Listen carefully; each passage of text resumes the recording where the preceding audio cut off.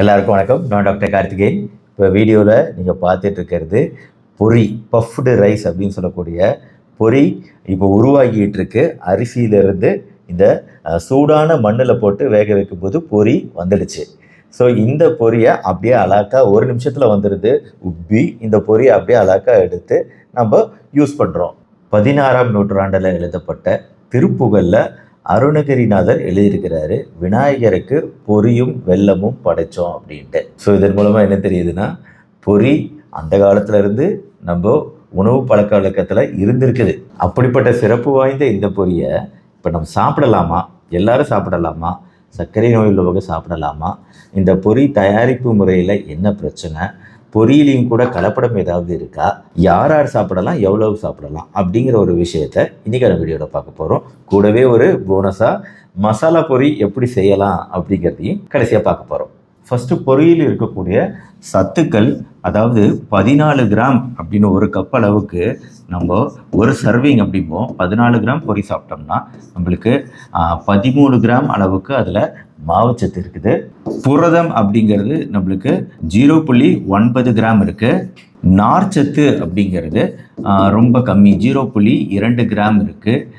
கொழுப்பு சத்து அப்படிங்கிறதும் ஒன்றுமே கிடையாது, 0.1 கிராம் கொழுப்பு சத்து இருக்கு.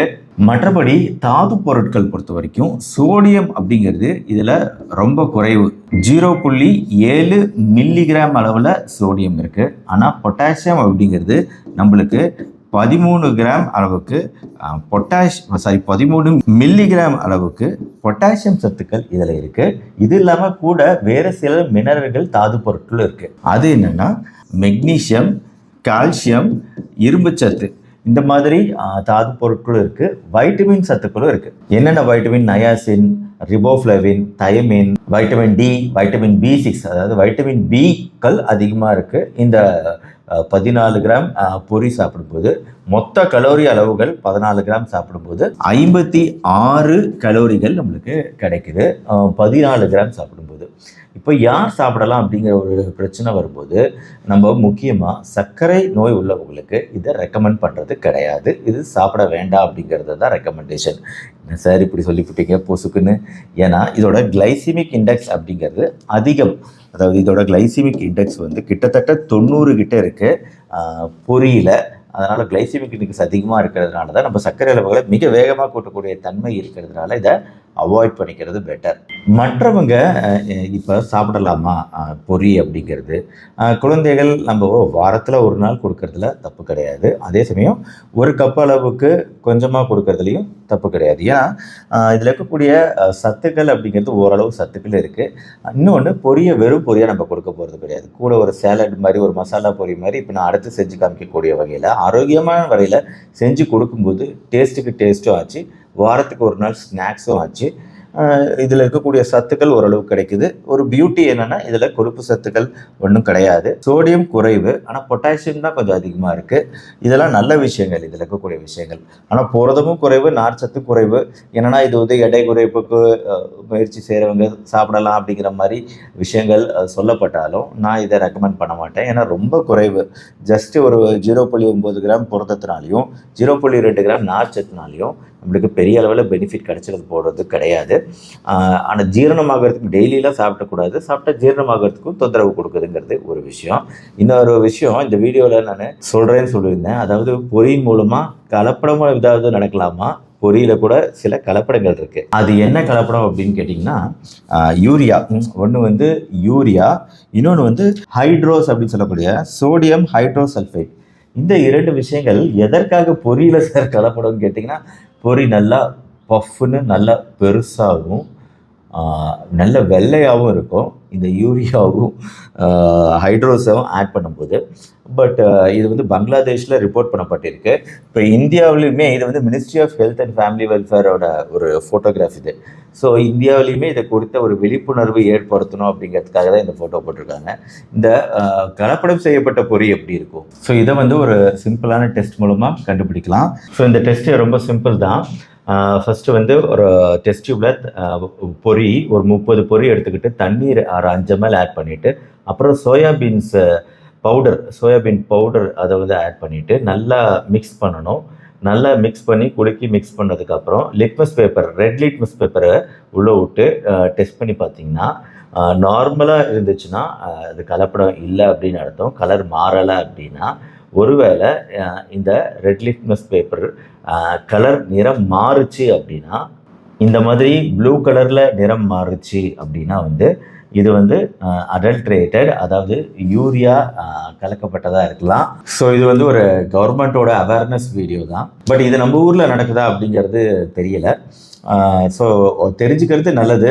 பொரி நிறைய யூஸ் பண்ணுறீங்க அப்படின்னா அவங்க கட்டாயம் தெரிஞ்சுக்கிட்டு யூஸ் பண்ணுறது நல்லது. பொரியில் கலப்படம் இருக்குங்கிறதுக்காகலாம் அப்படிலாம் பயந்துட வேண்டாம். இது ரொம்ப அதிகம் கிடையாது. வட இந்தியாவில், பங்களாதேஷ் சைட்லாம் ரொம்ப அதிகமாக இருக்குது. நம்ம சைடு இருக்கா அப்படிங்கிறது தெரியல, கம்மின்னு தான் நினைக்கிறேன். இப்போ பார்த்தீங்கன்னா இந்தியா ஃபுல்லாக இப்போ தெலுங்கில் புருகுலு, கர்நாடகாவில் சுருமுரி, ஒடிஷாவில் மூதி அப்படிங்கிற வகையில் ஒரு டிஷ் இருக்குது. இது இந்தியாவோட ஒரு 12 பாரம்பரிய உணவுகளில் ஒரு உணவாக இந்த ஒரிசாவோட மூதி அப்படிங்கிற உணவையும் சேர்த்துருக்காங்க. பொரி தான் இதில் மெயின் இன்க்ரீடியண்ட்டு. இது இல்லாமல் ஜல்மூரி, மூர்ஹி பூஜா அப்படின்னு சொல்லிட்டு வெஸ்ட் பெங்கால், பங்களாதேஷ் சைடு காமனாக பொரி ஒரு ரொம்ப ஃபேமஸான டிஷ்ஷு. நம்ம ஊர்லேயுமே நம்ம பொதுவாக ஆயுத பூஜை இந்த மாதிரி சமயத்தில் அதிகமாக யூஸ் பண்ணக்கூடிய ஒரு விஷயம் பொரி. மற்ற நேரத்தில் எல்லோரும் அதிகமாக யூஸ் பண்ணுறதில்ல. பட் இருந்தாலுமே இதில் இருக்கக்கூடிய நன்மைகளுக்காக நம்ம யூஸ் பண்ணலாம். வாரத்தில் ஒரு தடையாவது. அடுத்து நான் காமிக்கக்கூடிய இந்த டிஷ்ஷு மசாலா பொரி வீட்டிலே செஞ்சு ஆரோக்கியமாக சாப்பிடலாம். வணக்கம், நான் Sandhya. Welcome to Tamils kitchen. Masala பொரி வாங்க எப்படி செய்யறதுன்னு பார்க்கலாம். ஒரு பெரிய வெங்காயத்தை பொடி பொடியாக கட் பண்ணி வச்சுருக்கோம். ஒரே ஒரு கேரட் எடுத்து துருவி வச்சுருக்கோம்.